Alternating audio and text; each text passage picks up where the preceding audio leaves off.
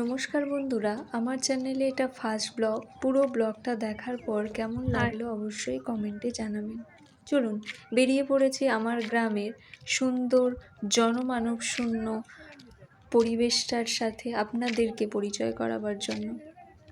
এই যে চারিদিকে যে ঝিলগুলো দেখছেন, এগুলো কিন্তু এখন পরিপূর্ণ অবস্থায় আছে, কিন্তু আপনারা যখন গরমকালের দিকে আসবেন, মানে গ্রীষ্মকালে, তখন দেখবেন এই ঝিলগুলো কিন্তু প্রায় শুষ্ক অবস্থায় আছে। তখন মাছগুলোর প্রায় জীবনহানি হওয়ার মতো অবস্থা থাকে।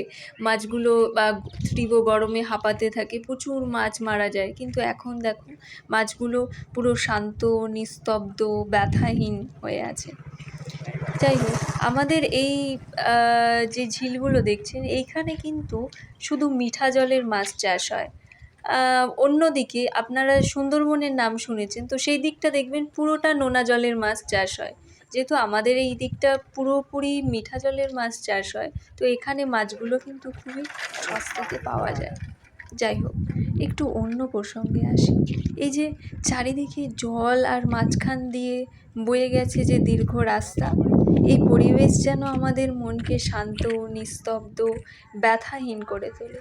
কথা বলতে বলতে মহানায়ক উত্তম কুমার ও সুচিত্রা সেনের সপ্তপদী সিনেমার একটা গান মনে পড়ল। এ পথ যদি শেষ না হয় তবে কেমন হতো তুমি বলো তো।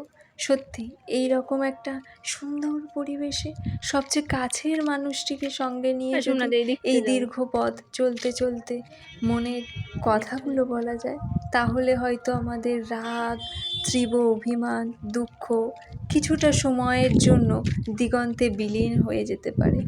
আজ এই পর্যন্ত, আবার ফিরে আসবো নতুন ব্লগ নিয়ে।